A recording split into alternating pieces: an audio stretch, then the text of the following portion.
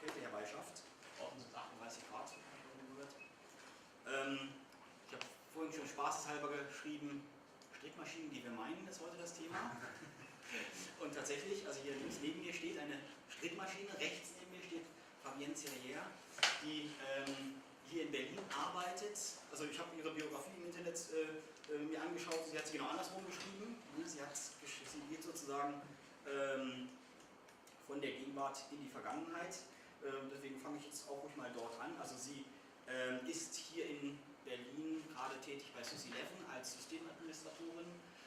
Das ist so ein Internet- und weiterer Hosting-Dienstleister.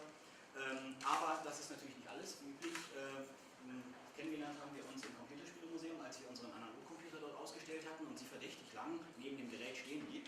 Alle anderen haben das ja sich kurz erklären lassen und sind dann weitergezogen, aber sie hat sich gleich sehr stark für das technische Artefakt interessiert und der Grund dafür ist, dass sie selbst technische Artefakte sammelt. Sie hat einen eigenen Fundus mit Medientechnologien.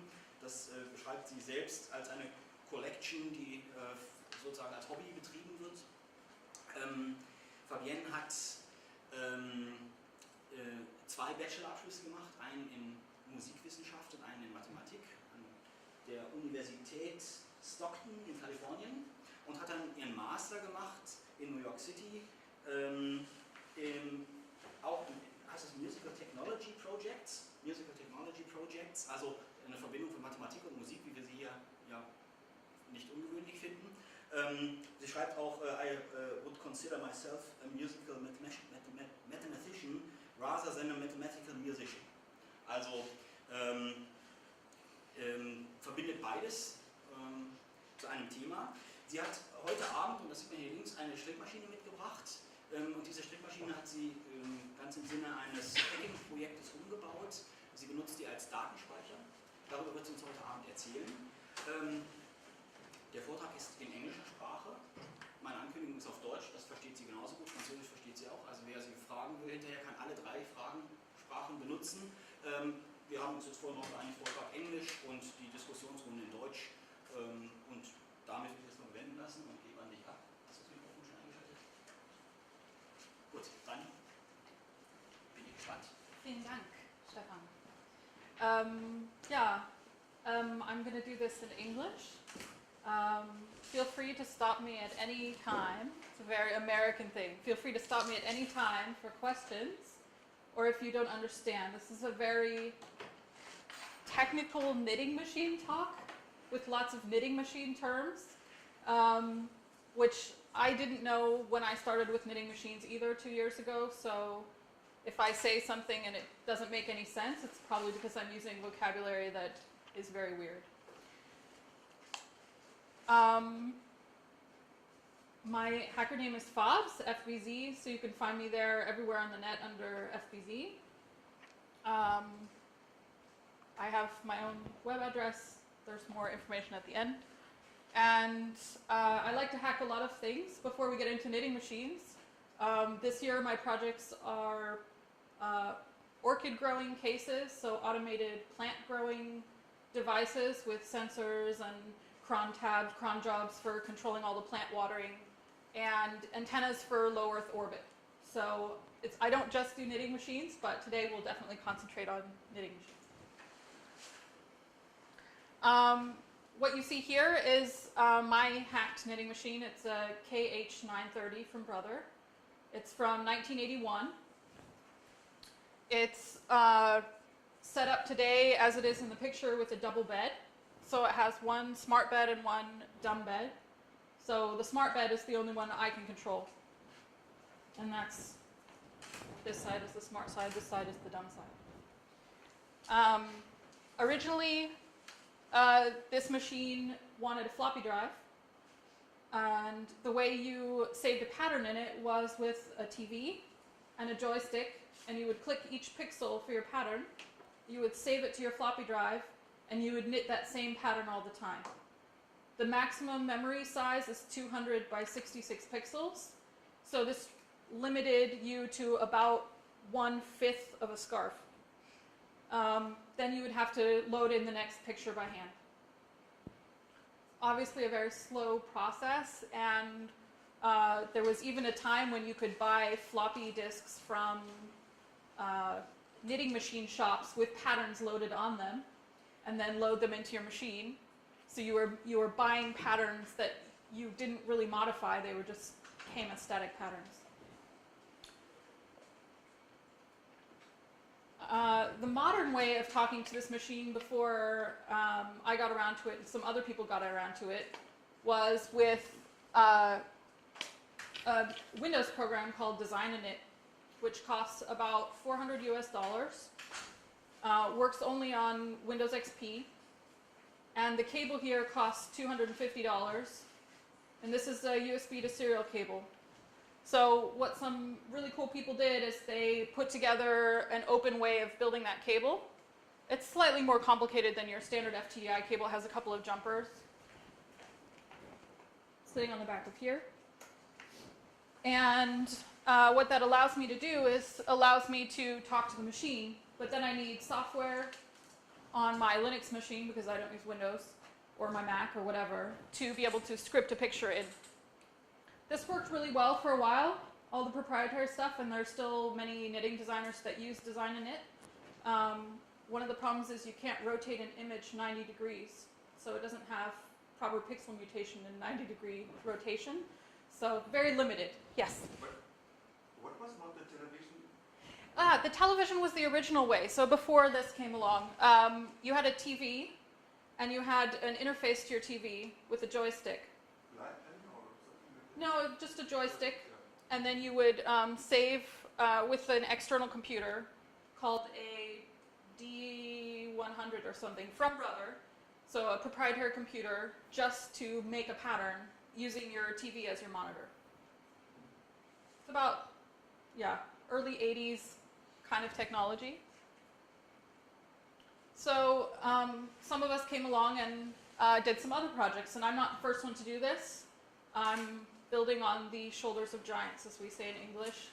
I'm an open source hardware hacker, which means I also use source from other people and extend it.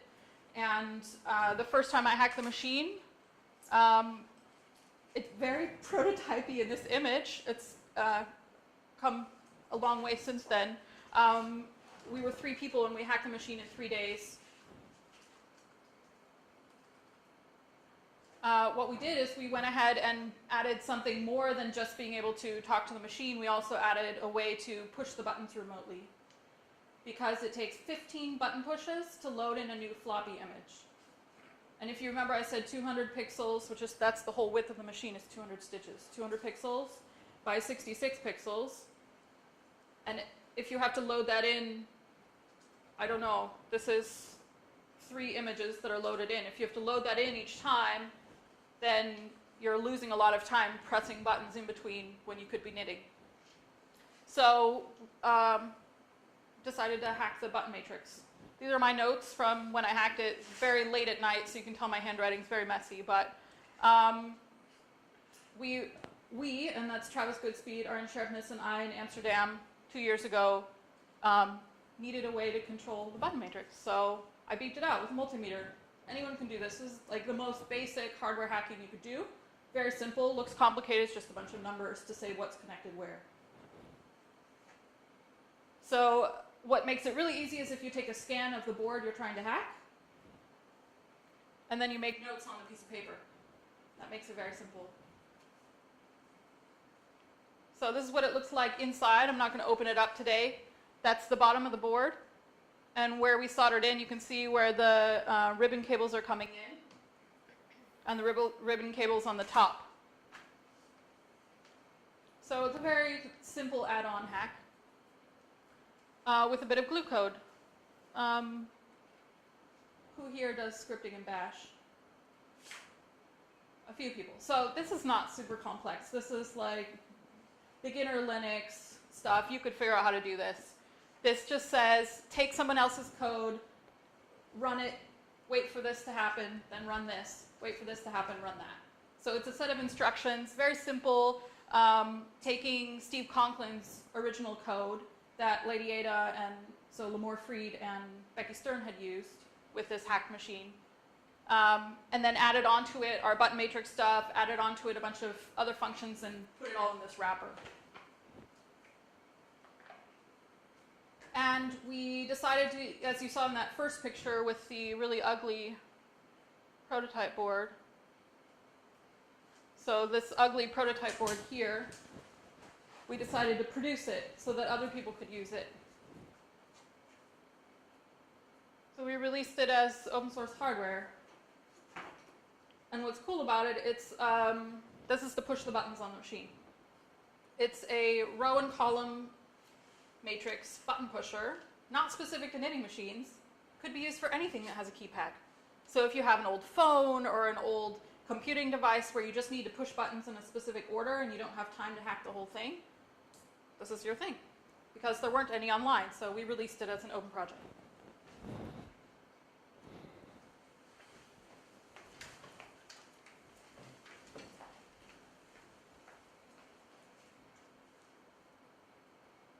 So the funny thing is, the first time we hacked the machine, we did it because we wanted to make it a print out winner's panel from a video game. So it's this one here. It says that I beat Travis on a such and such a date and Bandos and Dinosaurs, because that was what was in our game. So we built a game, a top scroller 8-bit two-color video game, which you can see on that table there. And we built an interface that you could make your own avatar. You can see it here. And when you won, it would print it in knitting here on the side. So there was a permanent winner's panel knitted in all its beautiful glory for everyone to see that you had beat Travis on that specific day. Travis won't let me live down that I use that as the example because I didn't win very often. And it's called Multi-Threaded Banjo Dinosaur Knitting Adventure to the Extreme. And it was our impetus to basically hack the machine the first time. I knew nothing about knitting machines. I'm a hand knitter and a hardware hacker. And I learned very quickly in 3 days what it was to hack a knitting machine. You can too. So we put all of our source code up, our hardware up, everything's open source. And then a bit later, I bought the knitting machine. This is the actual knitting machine we used in Amsterdam for that project. And I bought the knitting machine back because they were going to throw it away. And I decided I wanted to do something fun. And in Berlin, hackers drink Club Mate. And in the winter, we also drink Club Mate, and our hands get very cold. So I came up with the idea for Club Mate cozies, where your hands stay warm and your mate stays cold in the winter. And I made a small production run.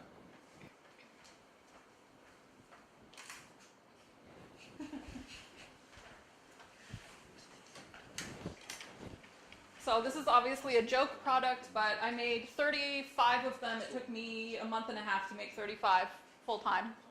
How long did one of those take? Yeah, so this part on the machine takes about 20 minutes. And then the hand finishing takes 2.5 hours. So it's not very efficient, but I wrote up a pattern for it because I like open source and I like Creative Commons. It turns out that my pattern, people aren't using it to make Club Mate cozies, they're using it to figure out how to do what's called double bed jacquard, because there weren't any other instruction sets that clearly wrote out step by step what you need to do double bed knitting with a hacked machine like this. So people are using it for a very different purpose than I thought, but it's good. You can see from the wording it's a bit complex. Change the top carriage to slip left with the left part button pushed in. Change the bottom carriage to slip right with the right part switch pushed up. Change the extra firm lever on the double bed back to 1. Change the tension. It's very technical knitting machine jargon, but all of those instructions are about setting knobs and dials here, part buttons, all that kind of stuff. And it turns out I use this too because I forget how to do it because it's so complex to get it set up for knitting double bed jacquard. I was trying to think of cool things to knit once I had my knitting machine hacked, and I came across something online called a mosaic knitting pattern generator, which is supposed to make two-color knitting easier for hand knitters. And I didn't use it for hand knitting, I used it for my machine. And it's by a woman named Laura Kogler. So it's an algorithmic morphing computer software which is not open source, but you can use her tools. And here you can see the generation that comes out of the computer. It's kind of hard to see. If you look at this row and you go all the way to the top, there's an X. And if you follow that X down, it morphs, and around here it stops being an X and becomes something else. So what looks like a nice classic pattern is actually changing very slowly by 1 pixel per block over time, or in this, over the knitted chunk. I later met Laura Kogler. She had seen my pattern on something called Ravelry, which is a free community to join, but not totally open kind of a thing for knitters, not necessarily machine knitters. And I had written up stuff, and I had linked to her, and she saw that, and she recognized me because I was wearing the scarf in San Francisco. And she said, I know about your scarf. And I said, oh, it's pink, yeah? And she said, no, that's my code. And I said, oh, you must be Laura Kogler. So that was very funny. And then later I wanted to do some more scripted stuff that was also interesting, and I decided I wanted to do seashell generated computer code for a pattern. There's a great book called Algorithmic Beauty of Seashells. There's also, has all kinds of code examples, code snippets in BASIC and in Pascal, I believe, for all of you Pascal fans. And I got the basic code working, but my plan is eventually to rewrite it in probably Erlang or Clojure or something more fun to code in. And no offense to you BASIC lovers out there. And what I ended up using is the one that you see in the middle on the bottom right, this one here, which is a seashell called Symbiola vespertilio, or the bat volute, because I thought it looked cool. And it was 2 colors. The one on the right is interesting, that's Conus textile, which would have been appropriate to knit, but I didn't knit that one. So here's what it looks like with the basic code, and there's the little guy crawling around on the ocean floor. And what it does is every time you say generate, it you tell it what the seed row is going to be, the beginning row, and then it generates something very, very long. And I wrote a script to grab the generated chunks because the program didn't have that ability. And then I wrote a script to export it to GIMP, and then I wrote a script to cut it apart in GIMP, and then I wrote a script to change it to the format that the knitting machine wants, and then there was a lot of glue code involved. So a bunch of different languages, including Scheme, Python, Basic, whatever was handy to do what I wanted. And eventually, I could knit something like this. So this is the second one I knit. And what it is it's got a dumb side and a smart side. Like the machine has a smart bed. Yeah, smart side, dumb side. The machine has a smart bed and a dumb bed. If you have dirty hands, don't touch this one because it's hard for me to clean, but if you don't have dirty hands, feel free to pass. I'm sure you guys all have clean. Yeah. This is what my first one looked like, with a rather screaming blue and orange, which is actually a different pattern than that one. So I could knit another 2 million, 2 billion of those, and they would look similar, but they would all be unique, which is what I like about hacked machines, is that I can create one-off things that are not all the same. I like having the means of production. So there's the first one, hanging in the studio. This is at ETIB, which is Elektronische Textile Institut Berlin, which is just a little co-office that some of us rent. But we gave it a very fancy name. So here they are side by side. If you look closely, not just the colors are different, but the pattern is different, even though they have the same row, so the same key row at the beginning. And then the algorithm makes it so that they're unique, and I could knit more and more and more of those. So now we come to the part where I say what's maybe not so happy about this is that the black and white one that you saw takes 7 hours on the machine hands-on time and 4 hours to cast off ab kitten. Because you get a row that looks like this at the end, which is raw. and usually you leave yourself a bit more space with some throwaway yarn. But the casting off is all with a hand needle. There's no faster way to do it with hand knitting, with a machine, with a sewing machine, with a linker. There's really no possible way to make this faster. Unless you have an industrial knitting machine. And that's my plan to get next. They cost about 20,000 euros, the one I want, and they're from the early 90s. They're either Shimaseki or a Stoll, 4-color, 2 smart beds, so it can do front and back knitting, that kind of thing. And it can do cast on and cast off, which means it can do shapes and not just a straight rectangle like this. And it can do the last row, which is the most important part. Some other people have been working on hacking knitting machines.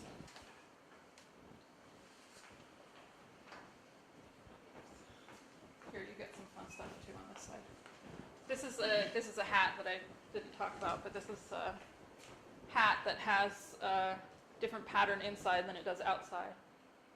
So, who here knows what steganography is?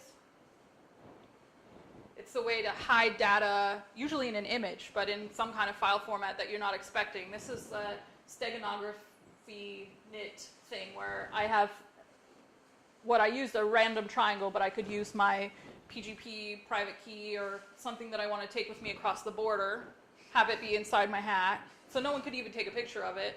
And they wouldn't notice. This just looks like, every other Scandinavian knit hat.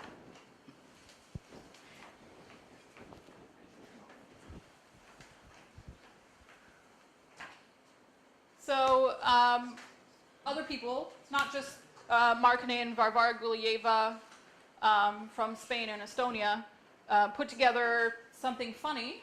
They had a different model of machine than I had and that everybody else had. And at the point when they did this, the only hackable one was the KH930, this model. And there were 5 other electronic knitting machines from Brother, but none of them were hackable in the same way. And so they came along and they said, well, we're going to brute force hack the machine with the button pushing panel. Instead of taking a fake floppy drive and emulating it like I do, they did it the very slow way. So it took overnight to load in this image into the machine. And for me, it's 2 seconds to load an image into the machine. So what they did after that is they put together something called Knittic. And Knittic is a replacement for the smart parts of your machine and gives it more functionality than even my hacked machine. So with Knittic, you have an Arduino-based brain that talks to even more sensors, and you could add on extra sensors like end stops that show what side of the machine you're currently on, what's called live knitting for knitting machine people. And they have it open sourced. So if you go to knittic.com, they have open source hardware, open source software, a bunch of videos about their project. What they're doing is extending every Brother electronic machine and probably other brands of knitting machines, and even maybe punch card knitting machines from Brother. So at the same time that this machine was released, there were punch card knitting machines that have mechanically the same functionality. And if you add a new brain to it, then you should be able to extend it and make it computer controllable. So that's my talk. There's going to be a little demo. This is the all the information in here. Feel free to share. Feel free to use it in your own talk or whatever if you're doing projects. Everything's Creative Commons licensed. Feel free to use it. So I think we'll do questions first and then a demo. Auf Deutsch. Fragen? Ja, erstmal vielen Dank für den Vortrag.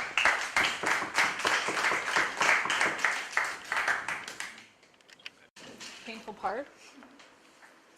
Casting on is all mechanical, so it doesn't require the brain of the machine. You can do it with the machine off. Yeah, I'm currently using color number 1, which is my background color. And I'm going to knit, like the seashell stole that you saw, I'm knitting a different seashell stole, which is cut up into little images. And those are cut up into images that are pre-formatted for the machine. the machine wants 1-bit, 2-color Microsoft bitmap images. And I do that with some scripts written in Scheme for the GIMP. I also have scripts to chop things into the maximum memory size of the machine. Yeah, so I'm here in my command line, and I've cheated. I've loaded a couple of things in because I didn't want to make you wait if things weren't working. What I do is I generate a pattern file for the machine, which you can see here in my terminal window with stars and not stars, which those are pixels and not pixels, which are black or white, or black or pink in this case. And those are sent to machine as one file into its memory buffer. And that's done with a couple of scripty things.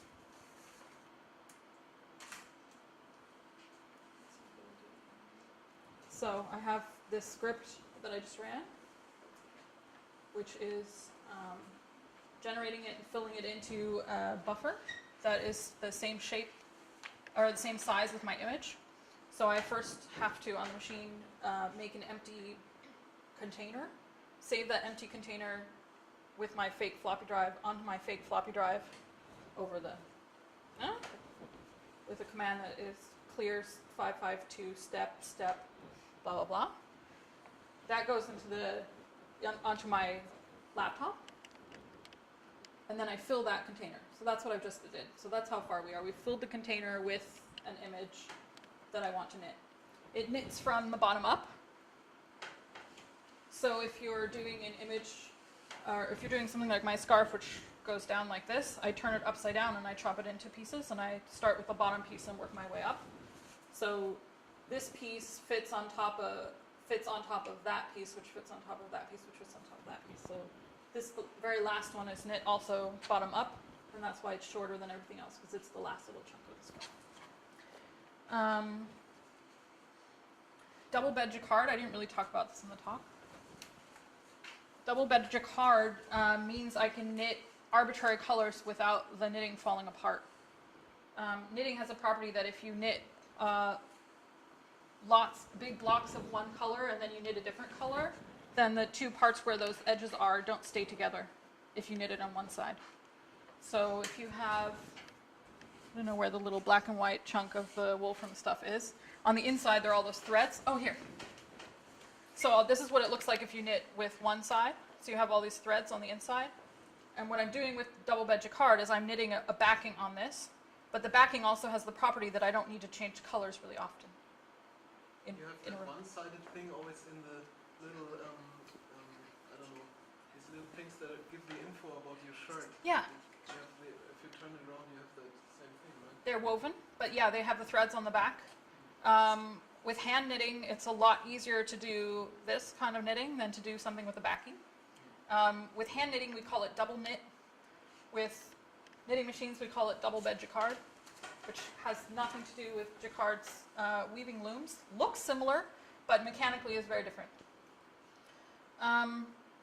Yeah, but I wanted to knit big patches of color, arbitrary patches of color, without changing colors really often. So what you see here also in a classical Scandinavian design would be that you change color really often, because this makes it so that the knitting doesn't fall apart. So that's a property of how two-color knitting works. Yeah, so now we've got it in the machine. I haven't sent it over yet. So we have a couple of file moving stuff, blah, blah, blah. I send it over to the machine. I did this right before we started. So I have something that's 70 rows long in the machine. But each row has two different rows, because each row is a different color. Because the way double bed jacquard works is that it does one color for 2 rows, then you change color, and then it fills in that where you left a space, it fills in. And that's called slip stitching. And that's what makes it possible to do something with a backing like this. So now I have it in my machine. Let's get back to row 1. So I'm on row 1, and I want to tell it this carriage can be mechanical or it can be smart. So I'm telling it, listen to the microcontroller. And the first row is a little bit different, so we'll fix it over in a second. Hopefully I don't make any mistakes. If I make a mistake, all the knitting comes falling off the machine. It's very dramatic. So we'll see here in a second if I've done it correctly.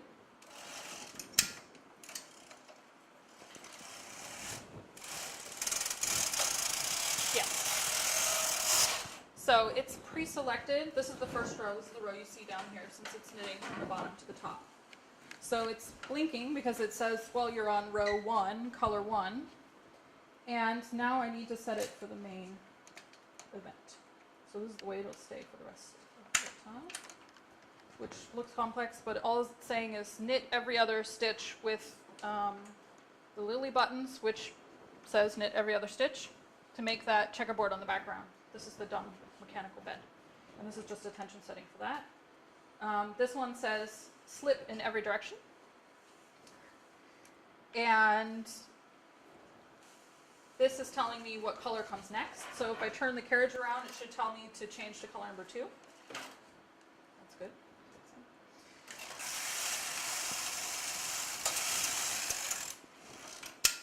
Now I need to load in color number 2. It's just the beginning.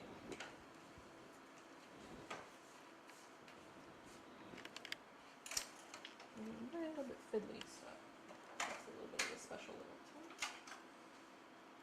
So we understand your need for a professional machine now. Yes, so it's very, very fiddly, and not even casting off, but casting on, and the beginning rows are really fiddly. And as you'll see in a second, there's a lot of possibility for error. So to get a stole that big with no mistakes takes a lot of concentration on the part of the knitting machine operator. That's me. Soll ich das auch auf Deutsch sagen oder geht das auch auf Englisch, weil es viele technische Wörter? Okay. My German's not great, which is why I didn't want to do a recorded video talk in German. So now I'm on my second color, and it's going to fill in the holes where it left its space. So I don't know if you can tell, but the needles that are pushed out, can't really tell in this row, you'll tell in the next row, but the needles that are pushed out, it didn't actually knit anything. The black loop that's around it is from 2 rows before. So now I've knit my first contrasting color row, and now you can see a little bit better. The dumb bed here has every other stitch in one color and every other stitch in the other color, and that's just mechanical from the back of the carriage. And then if I go back across, it tells me to change to color number 1.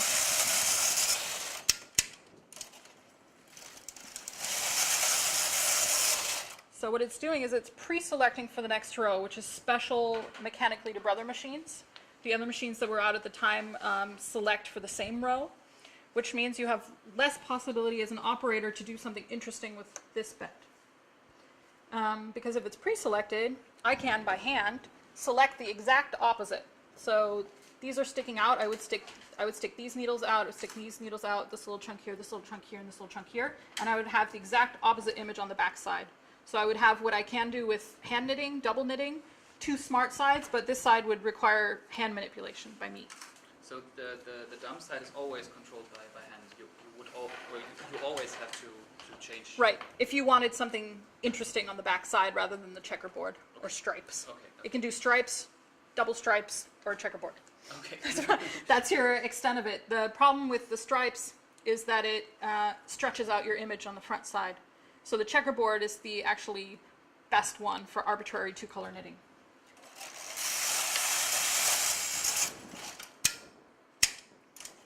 So what happens often here is that both colors get pulled into the machine, and you get, then you have to spend about, it takes me about, if I catch 10 needles or so at the beginning and don't notice, then it takes me about half an hour to pick it out and put it back. So you can't be drunk while you're doing this. No, do not consume interesting substances while you're trying to knit with a knitting machine, because you will make mistakes. And this is what you mean with 7 hours of hand-on Yeah. machine. So if I, right, So let's say theoretically I made a little robot that pushed the buttons here, and I put a motor on this so that it pushes itself back and forth. It would still make so many mistakes at the beginning.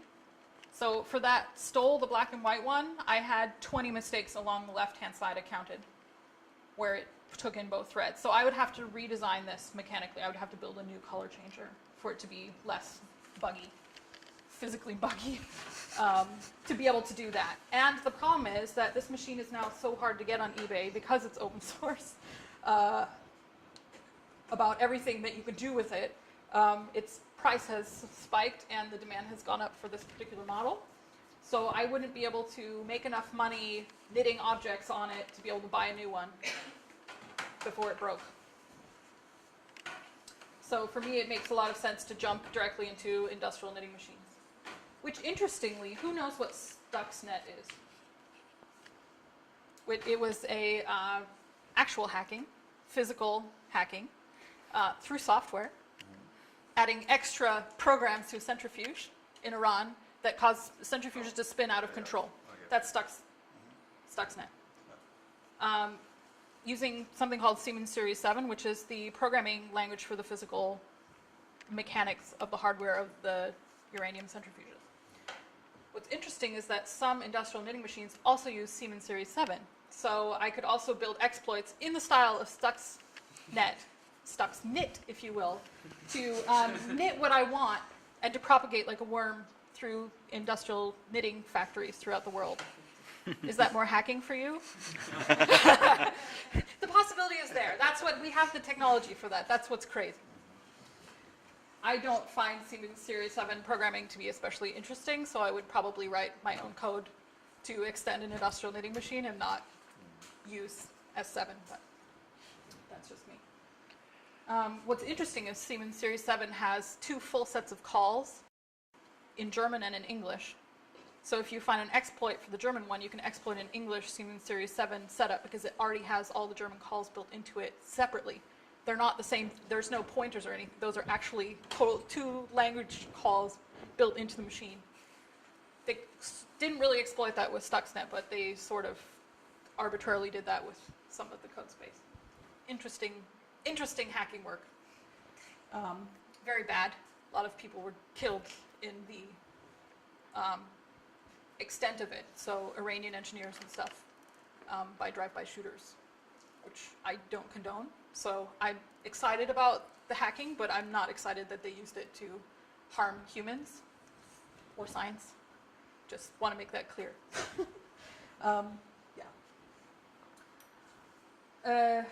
Where was I? Yes, so we're knitting. If you look at, you can't really see what's coming out of the machine because it's stuck in between, but the interesting side is on the back, and we'll be able to see it here after about 10 more rows, so I'm going to knit a little bit quickly. If anyone has any questions, just ask.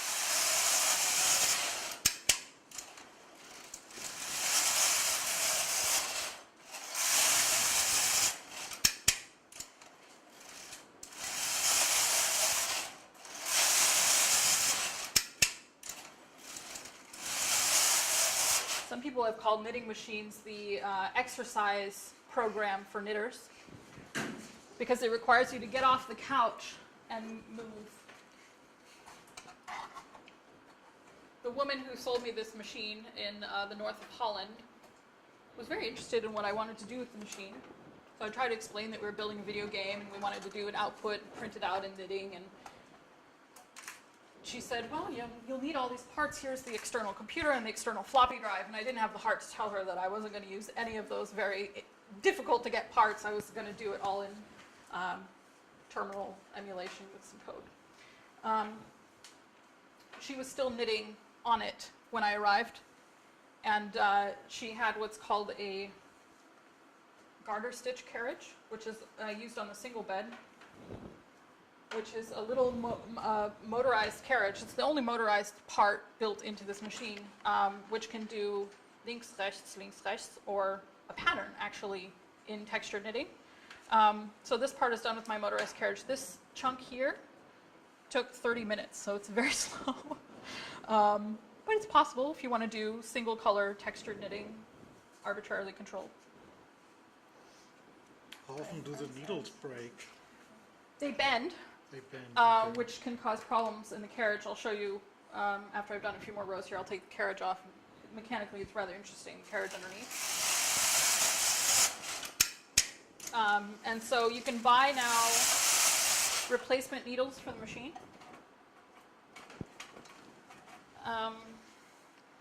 They don't cost very much because we now have the possibility to manufacture such things at such a precision, whereas in the late 70s, early 80s, this was kind of a revolution that we could make something that flexible. What's interesting is that this machine has very flexible needles that can be pinched together.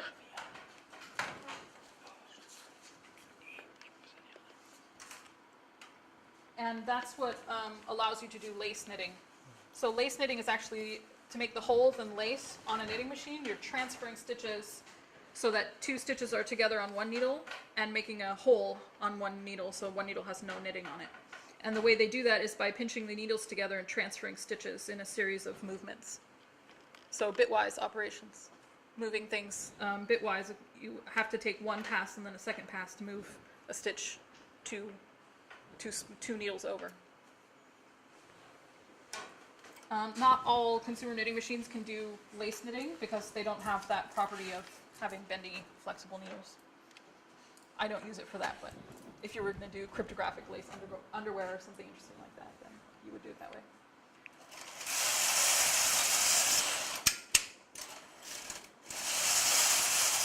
The machine itself has never crashed on me, so I have a good one. There are some that overheat, so the way the hardware was built, they tend to overheat and turn themselves off, not remembering what row you were on.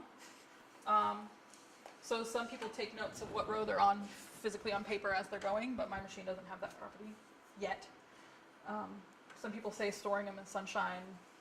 I don't know, maybe, it's all old wives' tales unless somebody has a multimeter.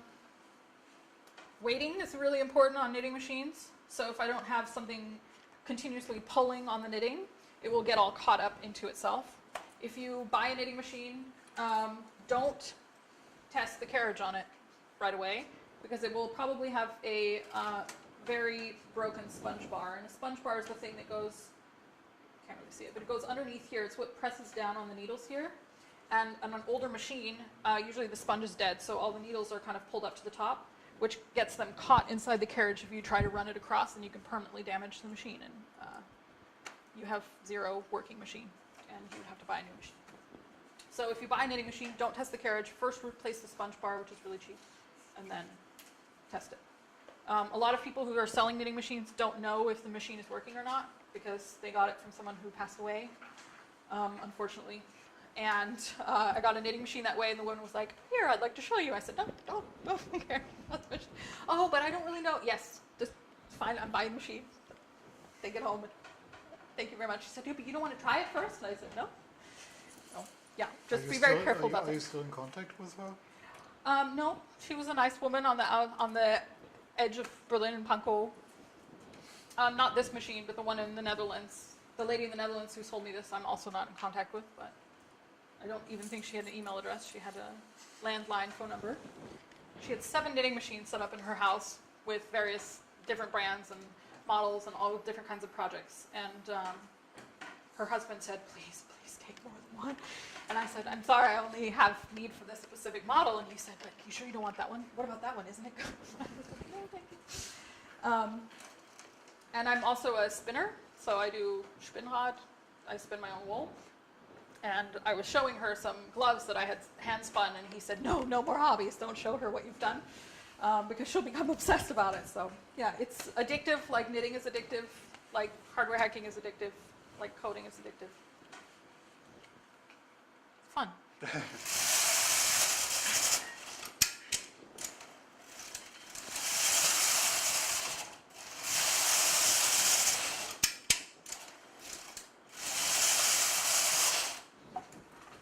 Really looks like anything can go wrong anytime. Yeah.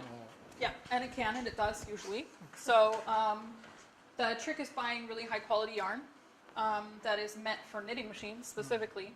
So this yarn is not waxed, but it's pre-spun onto cones that you see in the back there. And the cones have a specific tension that they wind them on, and they're meant for weaving and for knitting.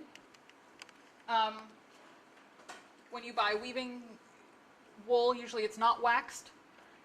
Waxing helps things flow through the machine. So sometimes people put little candles here and stuff like that to pre-wax the yarn as it's going through. That's the most important thing that you can buy with regards to quality, is good quality knitting machine yarn. Because if you have knots in your yarn, or your yarn has breaks in it, what happens often with hand knitting yarn, which isn't a problem when you're hand knitting, you're not going that quickly. Eventually you realize that you have a tail. Here you're not going to realize until things go spinning through the machine that you've run out of yarn because it's got a break or a knot or something. Yeah, other than that, this particular line of Brother knitting machines is really mechanically strong, which is why it's interesting to hack them, in my opinion, more than a silver reed. The silver reed have a little bit less machine quality than these older ones do. The way they built the rotary encoders, so they use more plastic parts than metal parts, and they break more easily, and it's really not very fun. Which parts of the machines are directly controlled by the software? Yeah. Because the needles, they don't move by pixel wise. I mean, you mechanically move. Yeah. Where is the part where There's a the rotary computer encoder. controls? Yeah, so the computer's controlling a rotary encoder. What's a rotary encoder in German? Drehwinkelgeber. Yeah, which is controlling a mechanical here, and that one is controlling the magnets that are underneath this that talk to here. You can't take it out; Oh, it would fall apart. It's all got all the springs and everything. Walze. Yeah, Programmierwalze? Nee, das ist so ein Drehwinkelgeber, der weiß, wie er steht und das eben entsprechend überträgt, damit die Nadeln entsprechend rein und rausgedrückt werden. but yeah, it does that with magnets underneath here. So is there a single magnet or is that Two magnets because it works in both directions. So Okay. one works in one direction and one works in the other direction. So while you pull that thing over, the magnet adjusts the needles? Which needle goes to the front and which needle stays. Okay. Strong magnet. Must be Strong magnet. Yeah, I'll pull it out in a second. Yeah.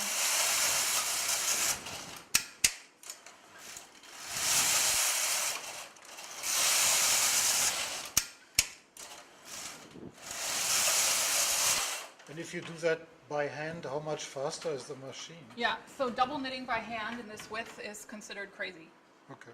I mean, I'm a crazy knitter. I like really complicated Estonian lace knitting by hand, but this is considered complete madness. There are a few people that do double knitting in this width and length, and they do projects that last 6 months per project. Oof. So 7 hours is pretty fast. Is anyone here a hand knitter? Yeah? I learned it at school. What's your favorite Lieblingsprojekt? Statt Werkunterricht bin ich zum Handarbeiten gegangen. Okay, I love sock knitting. Ich bin so ja eine Sockstrumpfan. Weil das mathematisch interessant von einer Seite bis zur anderen Seite des Strumpf interessant ist. So it has interesting, socks have interesting geometrical properties that you can't do on a knitting machine that you could only do by hand because it would require a lot of knot theory to be able to do that with a mechanical machine. Das ist nicht so Praxismodul Handarbeit. Yeah. So nobody asked about these kind of weird hook closures, which don't look like knitting needles. So knitting needles are usually straight or round, but straight on the end, and they don't have these little hooks. And so a lot of people say, "But you're crocheting, you're not knitting." No, this is actually knitting. It's mathematically equivalent to hand knitting. This allows the machine to pull a stitch through another stitch, which you would do by pulling through with a straight needle. So the properties of a knitting machine, even though it has these little hooks, is still knitting. It's not crocheting. So in this thing you're doing here, this has nothing to do actually with it right now. This is what happens in the next row. Oh, okay. So it's what's called pre-selected knitting machine. And the next row is going to have these 4 stitches knit, these 5 stitches knit, these 6 stitches, but not these. It will leave these empty. So if I go across,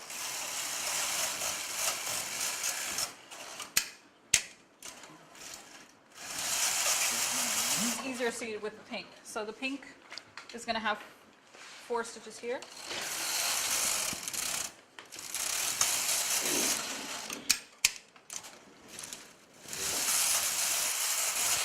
It's kind of foretelling the future of your knitting, so to speak. You can change all these by hand. Yeah. So if I wanted to put a shape in it, I could, this is, on a knitting machine, this is casting on. And on a knitting machine, if I were to pull this needle back to this row, that would be casting off. So that would be shaping in or shaping out. An industrial machine can do that shaping built into the mechanical and computer control. So it could do motorized casting on and casting off. And mathematically, all patterns are possible. There is no limitation. So with double bed knitting, if you don't want your knitting to fall apart, if you're doing single bed knitting, you have to change color really often per row. That's the rule. So for example, this here where I have lots of black in one chunk is not good. And a Klumata cozy would fall apart. I've done it with one bed. That's why I was motivated to do 2 beds where the Klumata cozy. Is there any other limitation? Yeah, 2 colors per row. You could physically change color. I could physically change colors right here and make this green, and make the next row green and black. Das wäre Grafikbildschirm vom C64. It is possible to do 4 colors per row, but the mathematical rules are that the shape has to fit into the row that came before. So you can only do zigzag type patterns or wiggly patterns or things where things fit together like a puzzle. You can't just not have purple here, for example.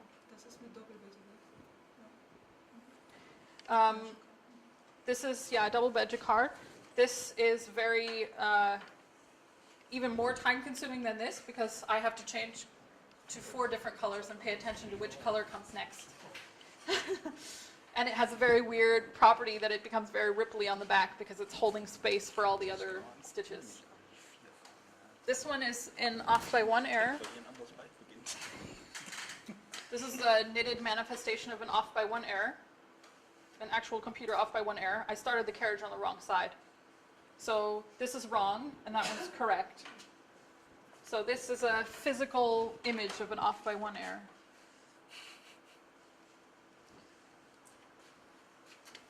On the other side. The other side is the main side. That's the back. Off by 1 error? Yeah. What is it? Okay.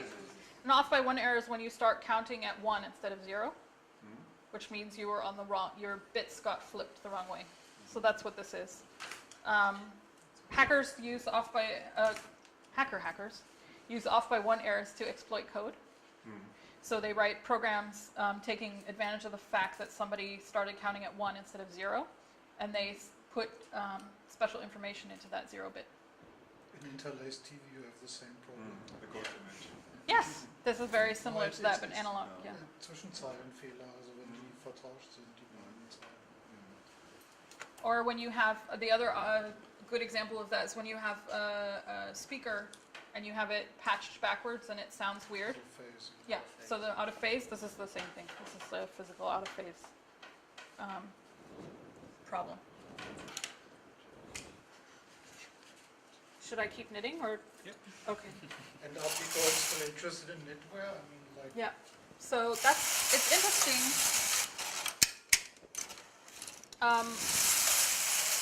A lot of knitwear designers have their stuff produced by a company, and those people who produce things are interested in this because they can produce things with a cheaper machine than with a 20,000 euro machine. There are some really cool indie designers that are doing stuff with hack knitting machines now. Artists, of course, like the Spam Poetry Project from Varvara and Mar. And people who do custom knit images and blankets is a big, big market for knitwear. And people who do meter wear. So they make a piece of fabric that a designer then sews into something. And that's really popular to do with this type of machine. I can't make as much money doing that as I can as a system administrator, so that's why I work with data centers and not knitting machines currently. But it's my dream to eventually maybe get an industrial machine and be able to produce meter wear for people. And meter wear with maybe conductive thread. So this machine is mechanically not super strong, and conductive thread is metal, which has a very high tensile rating. It doesn't stretch like this stretches, which means it will break the machine if it gets caught.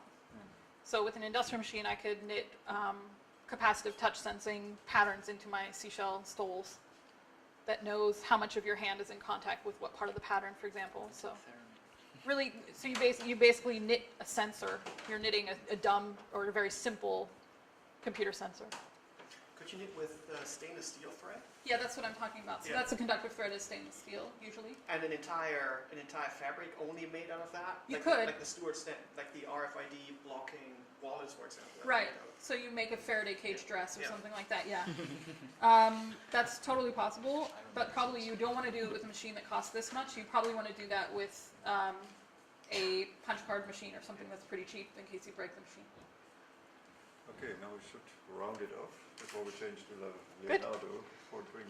Good. Yeah. I'm going to Yeah. pull the carriage off just to Yeah. show you.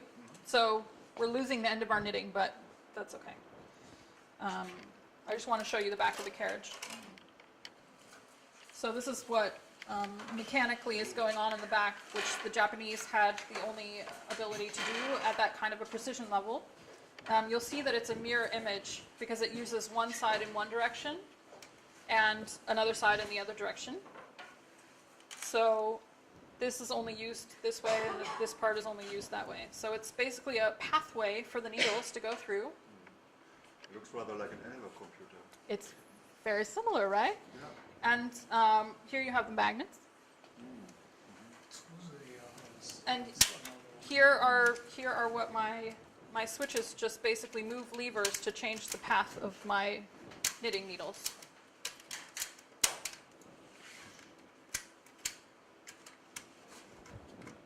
So I have it's very mechanical. I mean, it's analog as it gets pretty much on this side. This is the part of the machine that it costs a lot to replace, so I don't want to drop that part. But in contrast with the dumb bed, which also has magnets, but all it's doing is it's mechanically moving things in a very simple way. So it has large levers to move pathways instead of small, fine ones that can be controlled by the microcontroller. But this is where things go through and needles move up and down.